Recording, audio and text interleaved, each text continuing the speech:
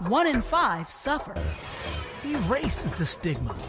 Brain difference is not a crime. Mental health isn't just your problem. It's our problem. And now, Mental Health Mondays with Marla and Dave. Welcome to Mental Health Mondays. We are Marla and Dave. I am right. Yeah. singularly. Hey, who are you? I'm Marla. And I'm Dave. And we are, as usual, we have a great show in store for you guys today. I want to let you know right off the top that the show is brought to you by NAMI San Fernando Valley and Loving Beyond Reason. Absolutely. And Dave. Well, there you go. There's a cat hanging off the tip of Marla's tongue. So watch this. Our guest today is a Grammy Award winner with 12 Grammy nominations, a plethora of other awards. And he's also in the Guinness Book of World Records. That's amazing in itself, to be honest. I have to admit, Kirk, I know you, but I didn't know that about you. We'd be here all day just going through his list of accomplishments, a saxophonist without comparison. He's an ordained minister and a man of God. I'm proud to call him my friend and my brother. Like many of us, mental illness is something that he and his family have to deal with, and he's here to talk about it today in the hope that his testimony will help others who may find themselves in the same situation. When we come back, our esteemed guest will be the great Kirk Whalum.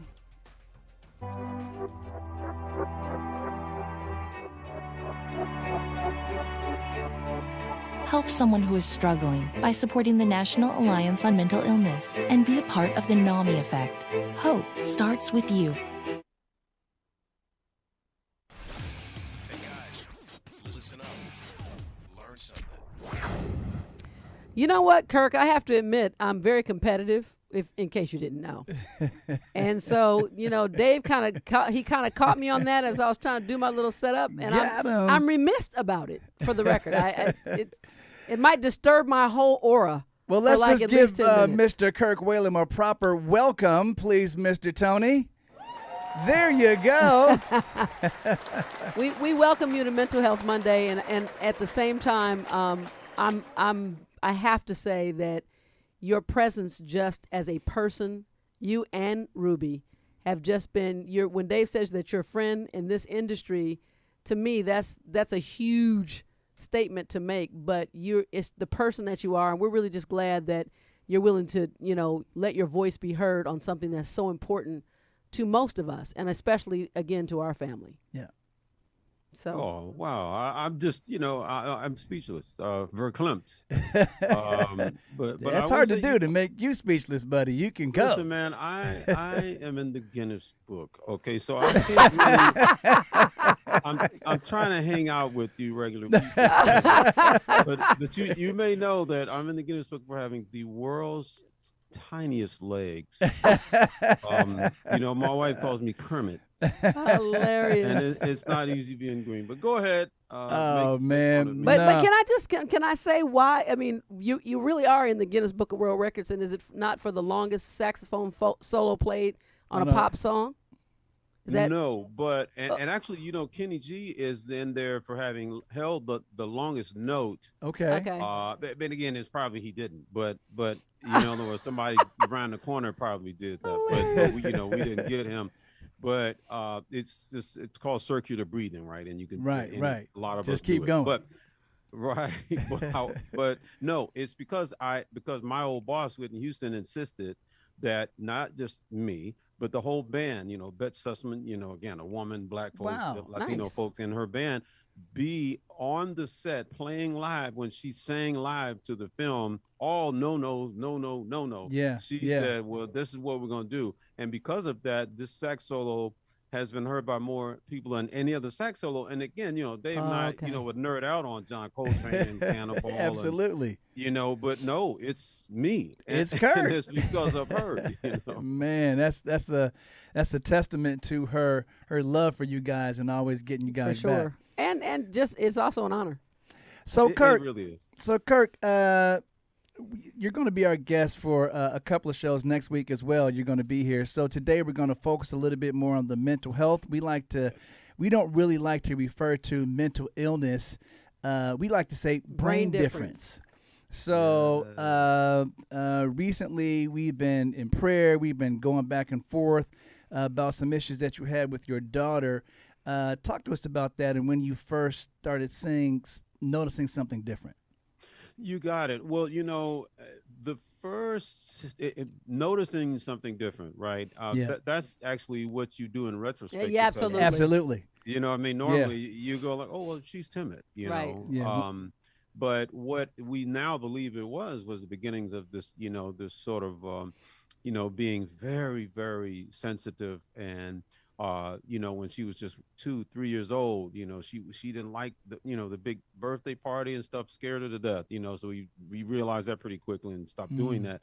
But then, fast forward, she and her husband were in one of those really high pressure situations where he had a very high pressure job, running a program in a new city, and then that city was they were isolated, in a town in Georgia, not Atlanta, and so they look around and there she is on an island with him being gone a lot with this job, and then with 2 kids, like a tiny one, a 6-month-old, and a year and a half. And it's just constant. And then the pandemic, and well, let me go back. Then they moved to Memphis. They moved away from there. And then the pandemic happened, and they ended up staying with us, during the pandemic. Right. It's just a long story, but that all led to us realizing some things about her that, wow, she really is struggling. And she made it known, that she was struggling. And she would also tell you that, alcohol ended up, because we tend to self-medicate, Absolutely. when, stuff is going wrong. And then, so it all just kind of bottlenecked. And, I'll fast forward briefly to say, man, I'm so grateful that this very day and the last days that I can remember for now months, she's really, really been doing well. But I know we'll get there. But yeah, so that's how it all began. And so, I guess I want to point out right quick, because, the question that we get asked all the time, similar to what you're sharing is your journey. It is a journey. And that's the one thing that I think hit David and I. It hit me personally hard when I went to NAMI and took my family to family class. It was the first time I had an expectation adjustment. And the adjustment was, there's not going to be a one thing and a one moment that's going to set this back into what I consider normal. This is something that is going to be secular. This is something that's continuous, and it's something that we have to manage. And that was huge. No. Well, allow me to, briefly comment, Marla, that to say that I'll add to that. And I think I really believe we have this in common. And that is the expectation that comes from growing up in a fundamentalist, faith tradition, in this case, Christianity, but a form of it where we kind of had this expectation of, well, there's an outcome that's going to happen when you pray and release, and, let go and let God, and then watch this. He's going to work it out. Jesus can work it out. Hey. But, he's working it out, but it's not like you thought. Right. You didn't know that you needed to dip. Right, you're looking for it's the miracle. Dip in the Jordan 7 times. I would rather just pay my tithe and give some bags of gold and let it happen. But yeah, she's healed. Exactly. A lot of times, and that is the hardest thing when it comes to brain differences, especially dealing with mental health, because in the Christian tradition, just like you mentioned, Kirk, God can handle everything. And of course he does.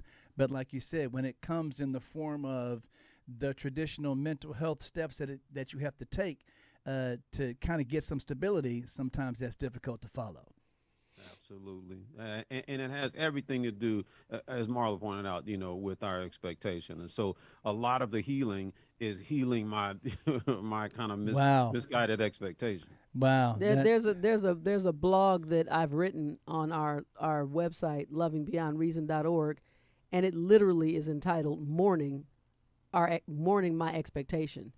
And so, mourning it. So and I think that what keeps things in perspective for me, as much as I'm in mourning over what my expectations are and were, my son who suffers, his expectations are even greater than that may never be met. And that's where your ultimate care and compassion comes in. We have a lot more to talk about. Absolutely. Kirk, stay right there. Don't move. Freeze. Everybody stop what you're doing right now. We'll be right back with more Kirk Whalum.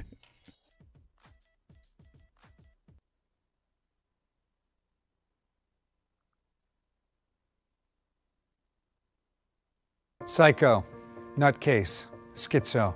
You may not realize it, but these terms, often used to describe someone with a mental health condition, can be very harmful. In a country where 1 in 5 people are affected by a mental illness, it's time for all of us to step up and change the conversation. When the discussion on mental illness focuses on fear instead of hope, people struggling with these conditions get caught up in the judgment and shame attached to them. They become lost in all the talk and harmful words, and they may not get the support they need. But we can help by directing our loved ones to places like NAMI, the National Alliance on Mental Illness, for life-saving resources. Just because someone's struggle isn't obvious on the outside doesn't mean they aren't hurting on the inside. We need to see the person, not the condition. Join me, pledge to be stigma-free.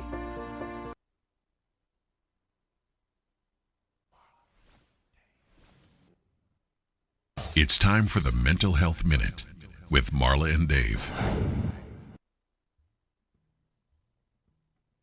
Mental health problems and substance use disorders sometimes occur together. According to mentalhealth.gov, this is because certain illegal drugs can cause people with an addiction to experience one or more symptoms of a mental health problem.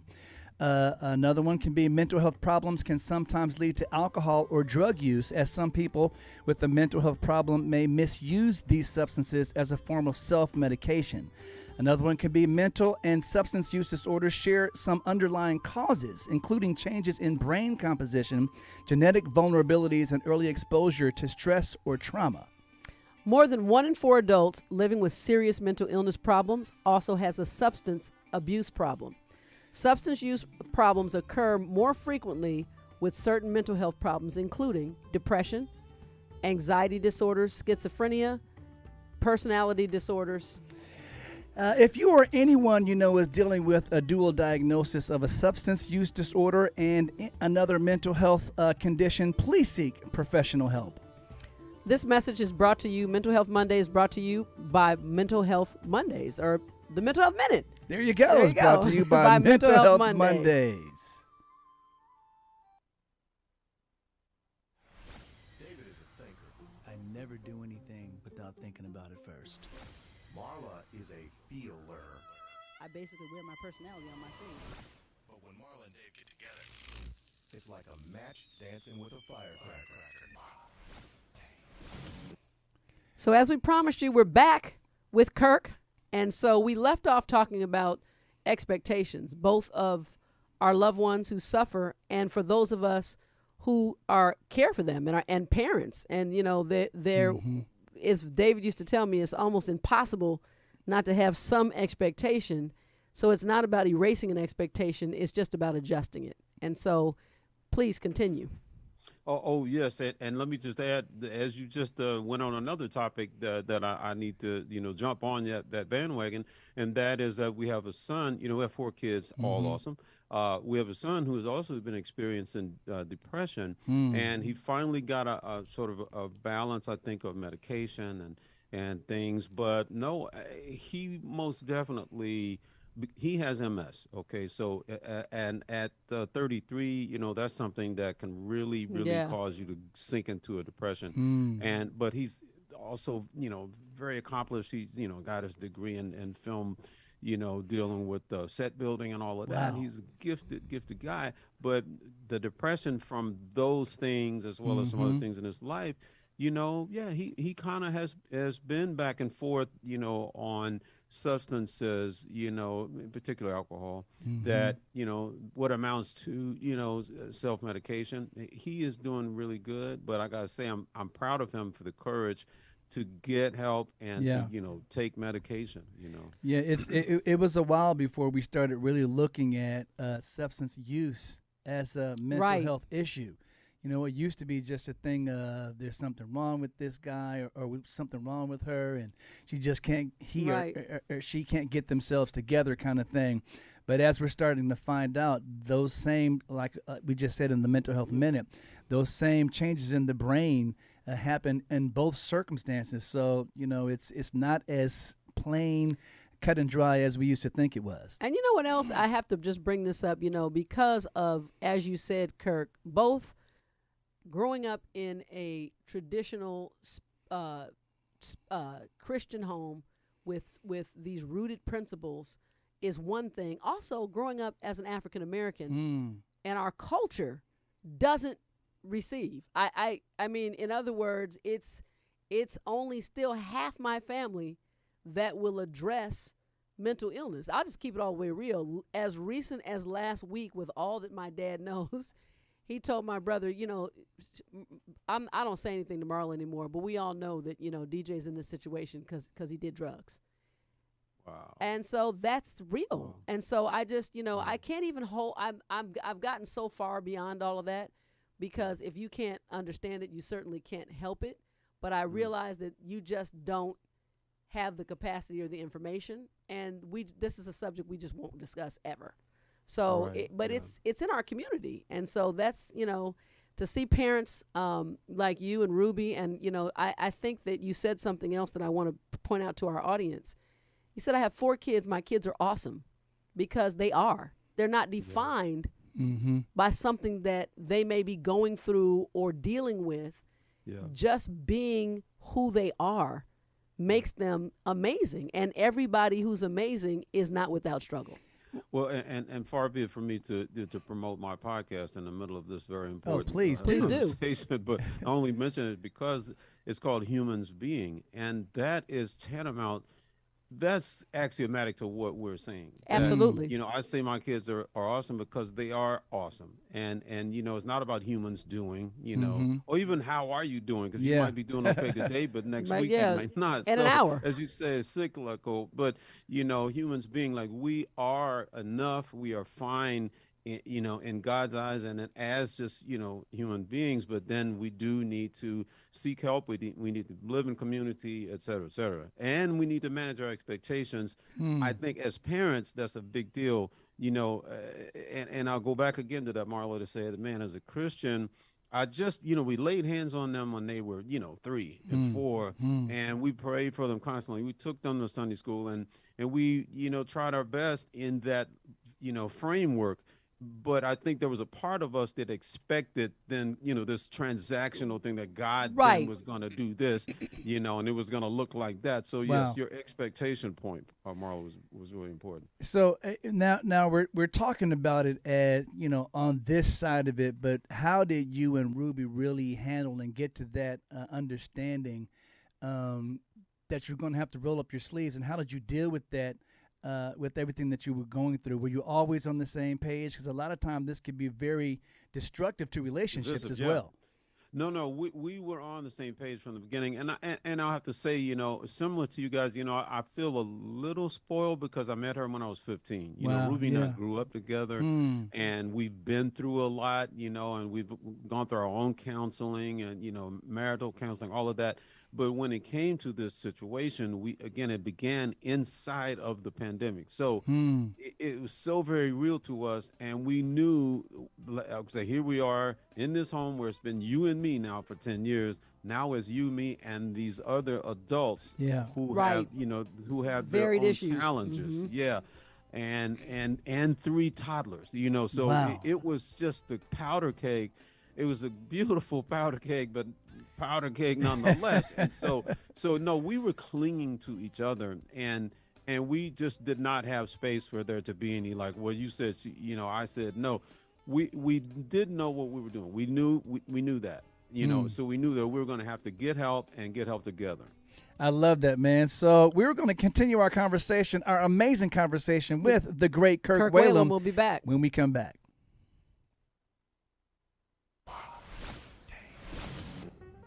All right, that fun music means what, Marla? I don't see you dancing. That you want me to dance, Dave. I don't see you dancing. You always want me dancing, Dave. I just... Oh, man. You can't have a pole without a pole dancer. Okay. Anyway, the music means it's that hard it's to do, people, time from my for seat. the poll question for this week. I'm an expert. Don't try it at home. Last week, we asked you what percentage of homeless adults staying in shelters live with serious mental illness. Your options were 17%, 26%, or 34%. Let's give our esteemed guest an opportunity to throw his vote in the ring. So, Kurt, we'll let you ask it one more time. What percentage of homeless adults staying in shelters live with serious mental illness? 17%, 26%, or 34%? I'm going to go with 34%.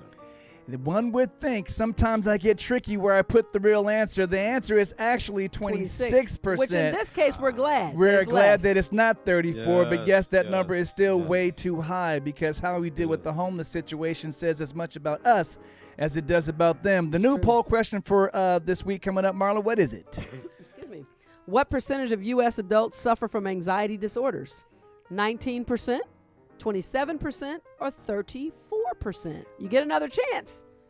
I'm going to say it one more time. This is going to jump in here. I didn't know it was, this is on me. Okay. It's on you. What percentage of U.S. adults suffer from anxiety disorders? 19%, 27%, or 34%? 19%.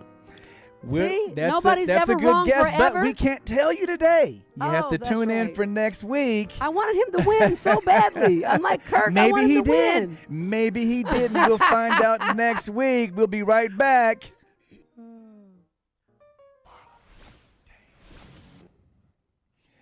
All right, man. So the beautiful thing is that all of the Christian principles that you know so well, that you live by, really came together during this crisis. Because, like I said, a lot of times these types of crises tend to split families apart, tend to split relationships apart because.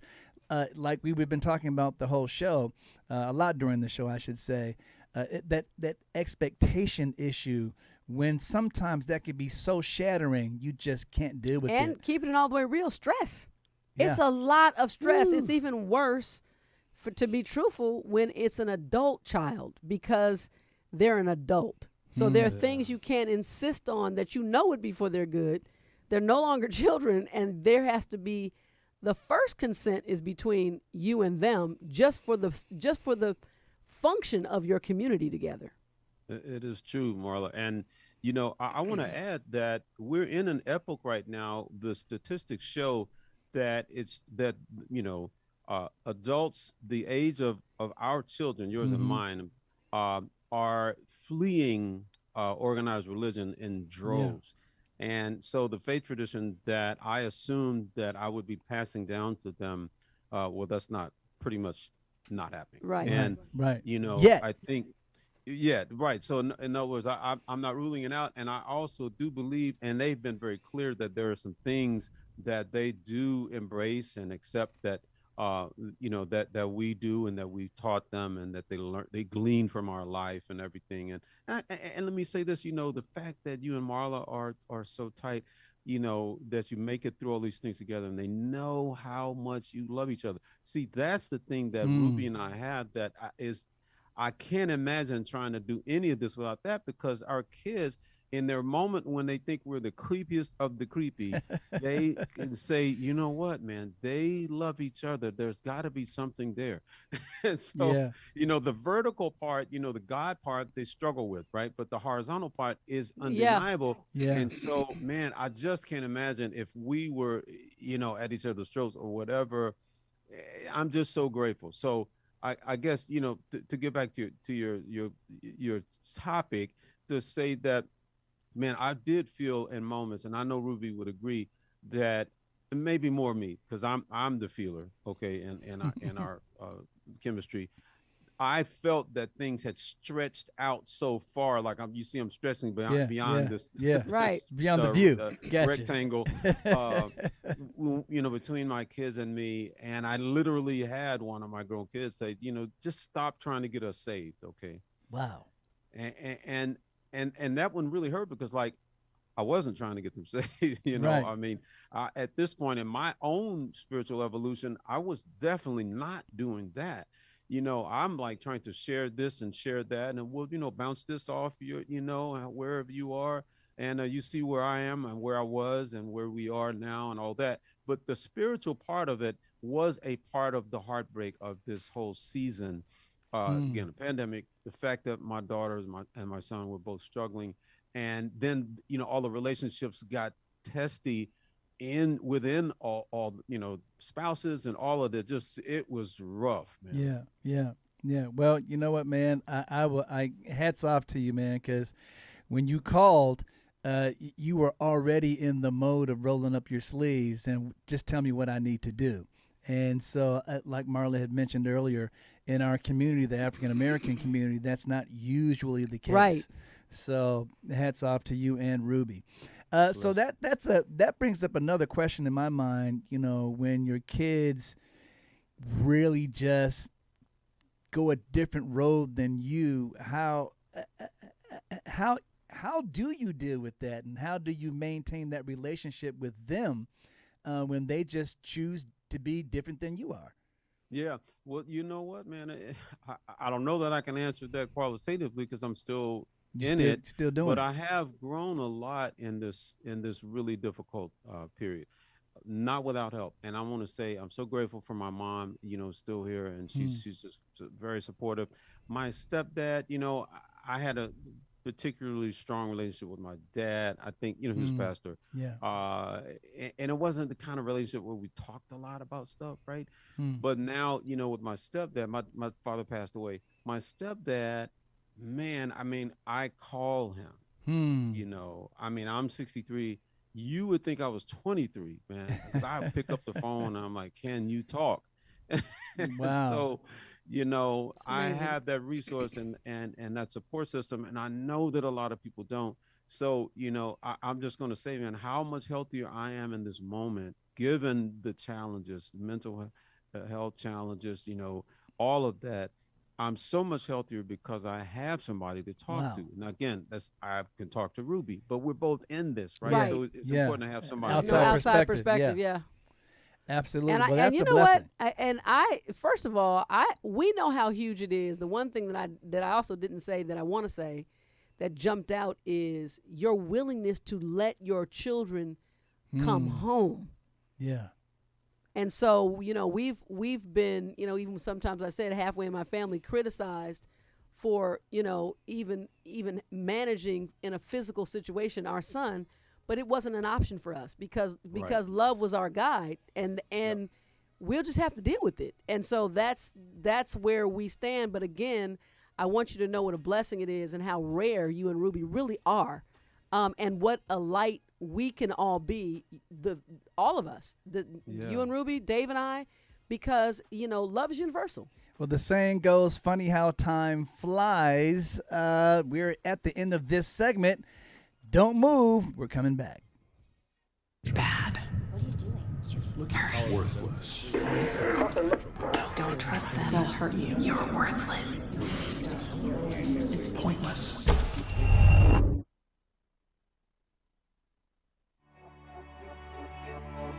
When the pain of schizophrenia meets hope, everything can change. Help someone who is struggling by supporting the National Alliance on Mental Illness and be a part of the NAMI effect. Hope starts with you. It's raw, real, and unfiltered. All right. Like we promised, we are back with Kirk Whalum. Kirk, you know what, man? Like I said, time flies, bro. When you're having fun with your friends, give us an ending message, something that we can be encouraged with as we wait for next week. Wow. I learned something this past week, and that is to connect with and maybe reconnect with the fact that I am actually created in God's image. That I'm so used to dealing with the theology that most of us grew up with, that, born in sin, shaped in iniquity. Finish it out for me, Mark. So that that part of things, it can just spin you off in the wrong direction, and then you start wearing that, and God is like, "What? Yes, that's true, but remember this whole Jesus came and took it. So now you remember that you are born, you were created in my image, and that's everybody, and that's Muslims, and that's Buddhists, and that's atheists, and that's everybody that this good source predating religion and all of that. Yeah. You were created in something perfect and holy and gracious, and so that's where I am right now. I'm forgiving myself, and that gives me grace. I love it, man. Well, thank you for hanging out with us. And always a reminder that I'm sure Kirk and Ruby and family would also want everybody to know is that it's super important that you know that you are not alone. You are not alone. We are here. That's the reason why we do it. Kirk will be back with us next week. We expect you to be here too. See you guys. Bye. Thanks for hanging out.